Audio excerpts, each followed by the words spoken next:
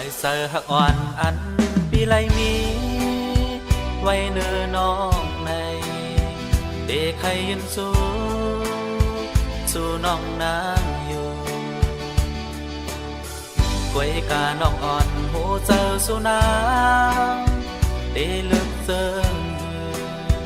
อำนั้นเดโดยเงินคำด้วยดังห่างเดด้วยน้ำใจสั่งว่าใจหมอกนี้ปันลองตามพักในอกใจจองสู่น้องน้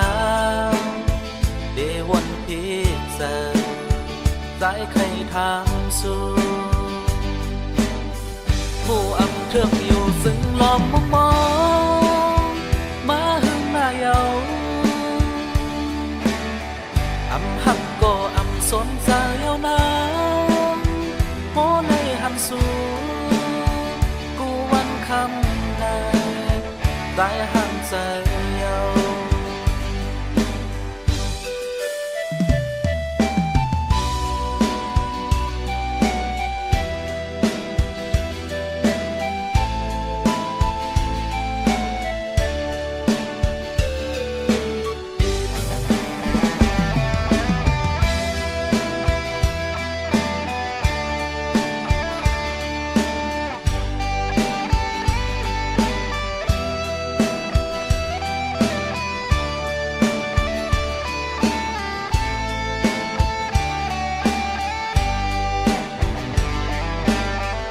สายเสือหักอ่อนอัน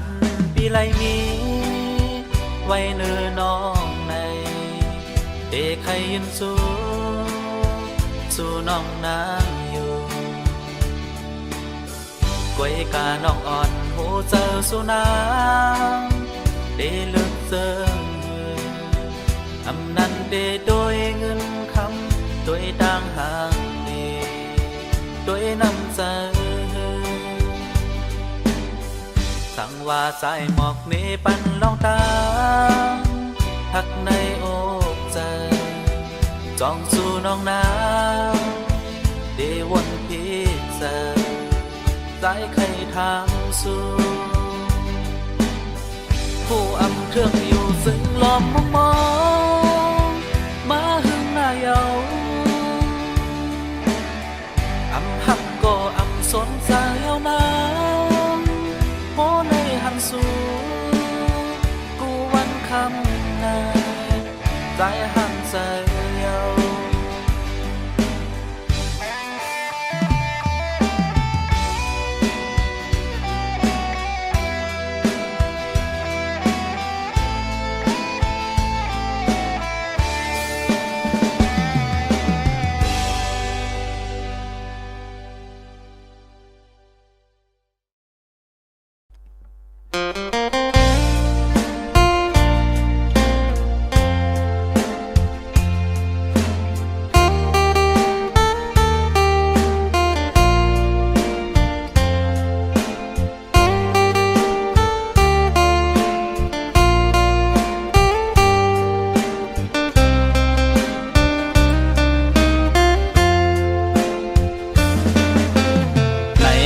ต่างหักหา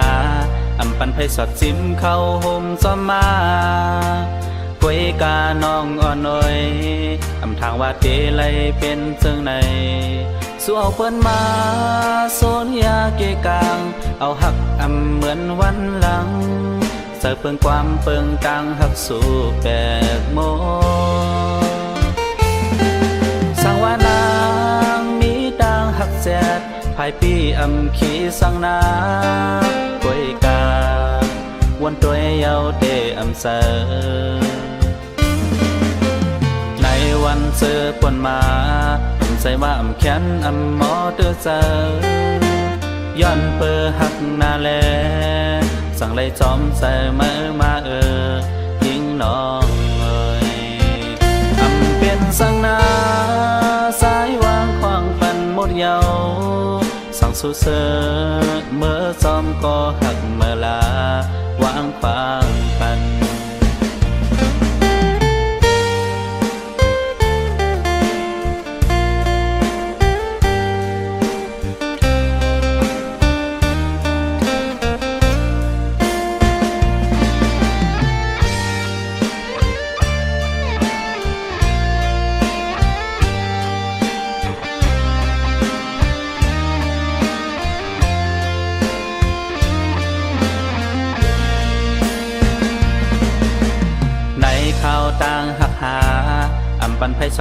เข้าห่มจอมมา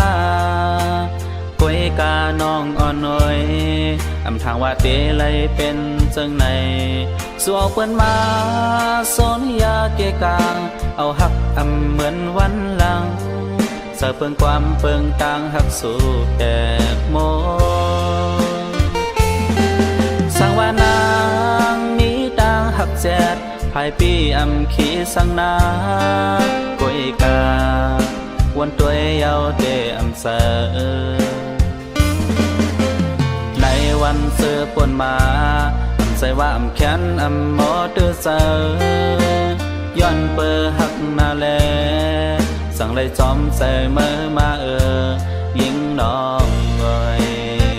อำเป็นสังนาสายวางขวางปันหมดเยาสั่งสู่เสือเมื่อซ้อมก็หักเมื่อลาวางขวางปัน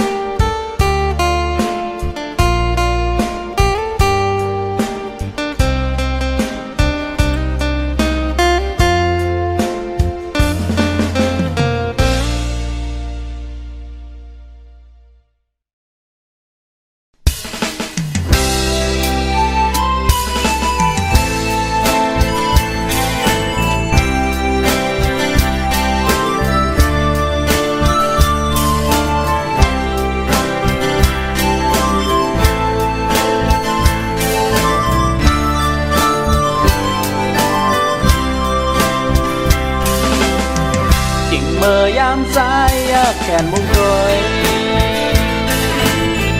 นกอ่อนวินลุยซ้อมเตอผ้าซ้อมนั้น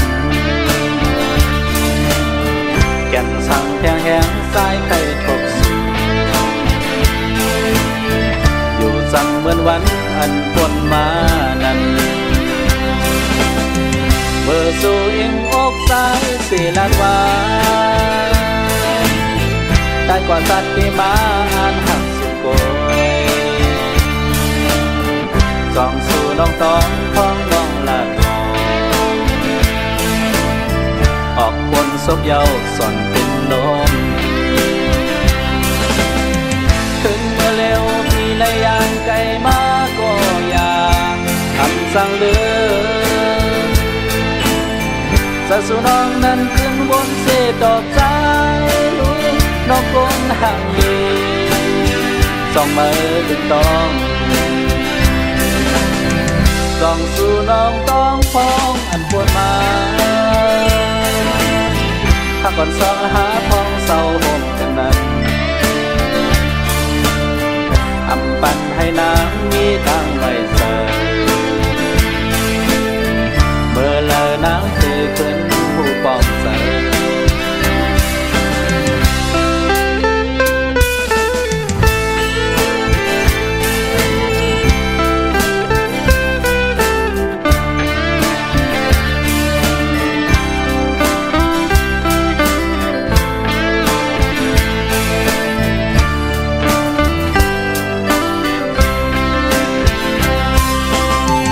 กิ่งเมื่อยามสายแขนมุงโดย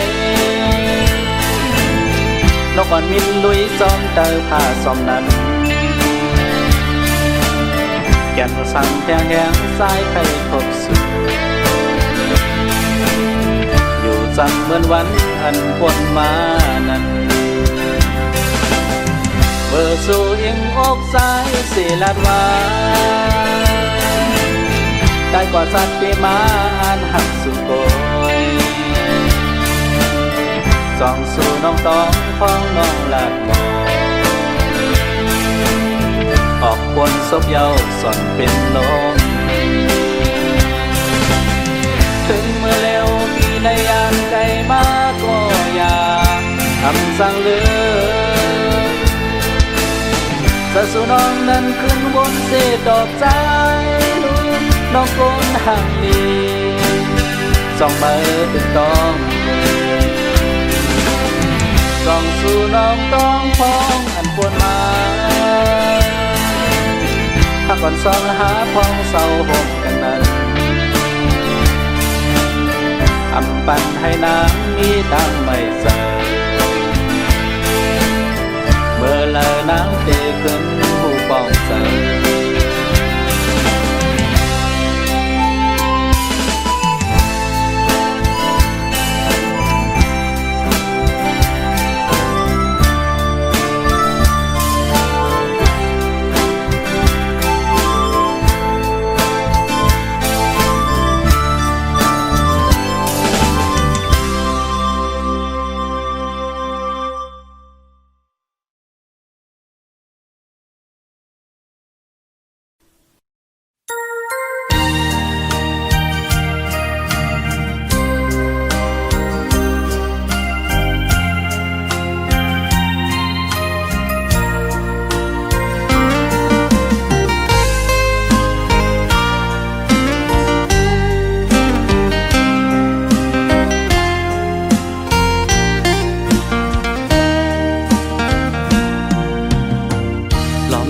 มุงมองเปออยู่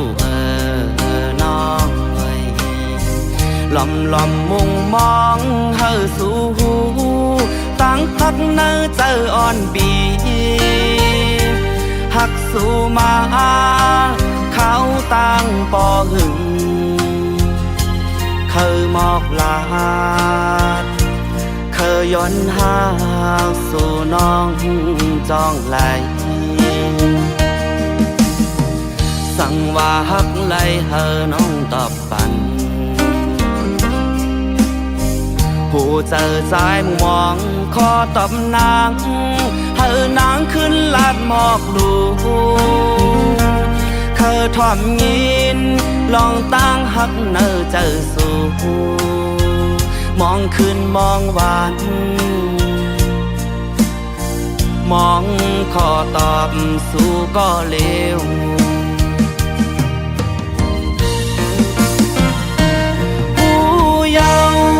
ขอตอบอันน้องปันปีตั้งหักอ่อนใจกวนผ่านน้องอำหักใจเลยในว่าขอตอบอ่อนนางละใจเจอใน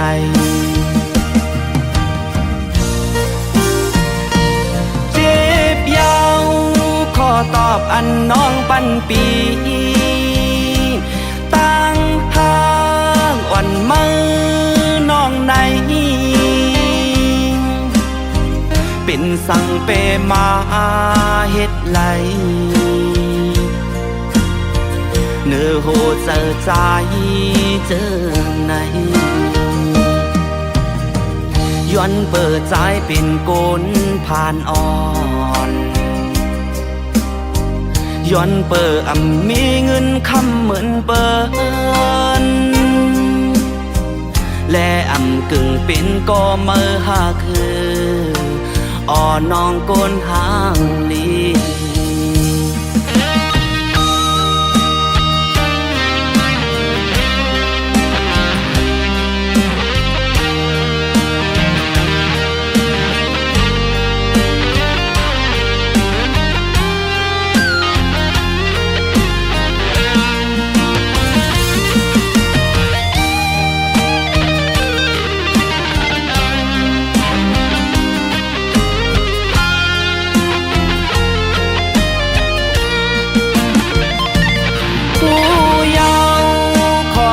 ปันน้องปันปี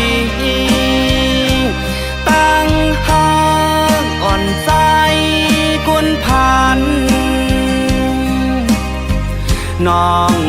หักใจไหลในว่าขอตอบก่อนนางละใจเจอใน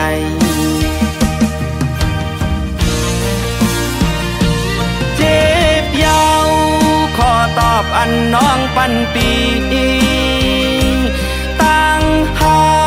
กอ่อนมือน้องในเป็นสั่งเปมาเฮ็ดไหลเนื้อ อโหเจอใจเจอในย้อนเปิดใจเป็นโกนผ่านอ่อนย้อนเปิดมีเงินคำเหมือนเปิ้นและกึ่งเป็นก็มือหักฮือ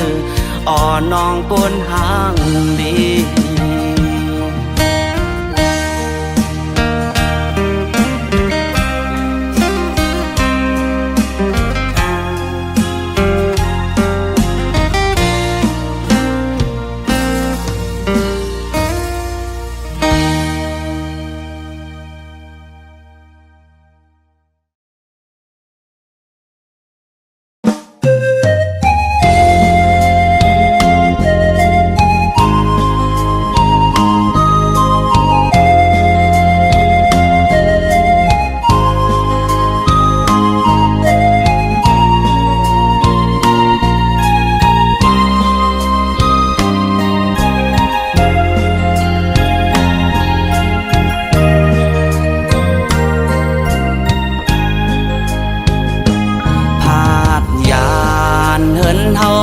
ก็หึงเยาถึงเมื่อยามเลี้ยวไปจางปอกเมื่อคืน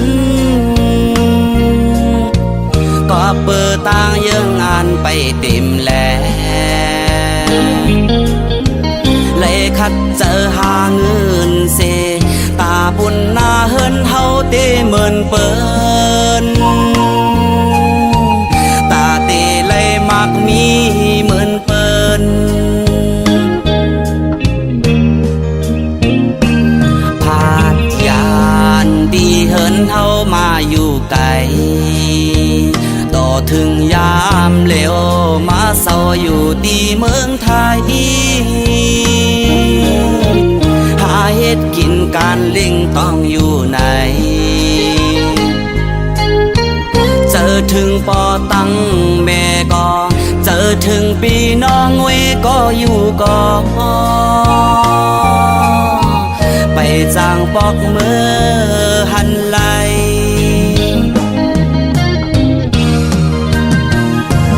บ้านเนิงสั่งว่าต่างยังอันเต็มทนสั่งว่าหาไหลเงินนำลูกเตบอกสู้ขึ้นปอตั้งแม่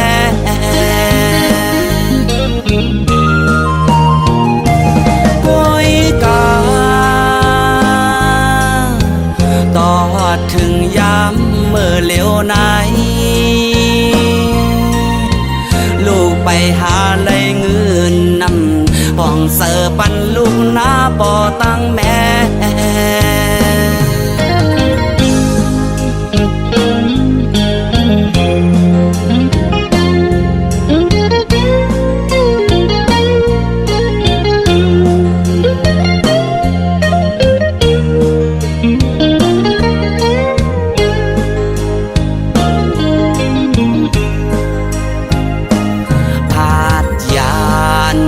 เฮินเฮามาอยู่ไกล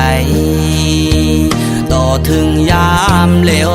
มาเศร้าอยู่ดีเมืองไทยหาเฮ็ดกินการเล่งต้องอยู่ไหน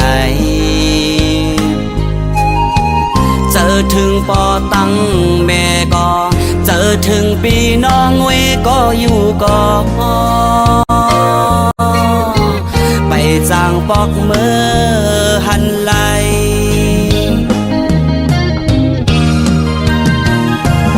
บ้านเนิงสั่งว่าต่างยังอันเต็มทนสั่งว่าหาไหลเงินนำลูกเตบอกสู้ขึ้นปอตั้งแม่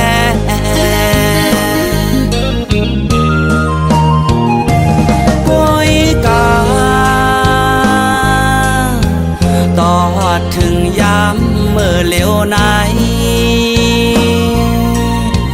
ลูกไปหาไหลเงินนำป้องเสือปันลูกหน้าปอตั้งแม่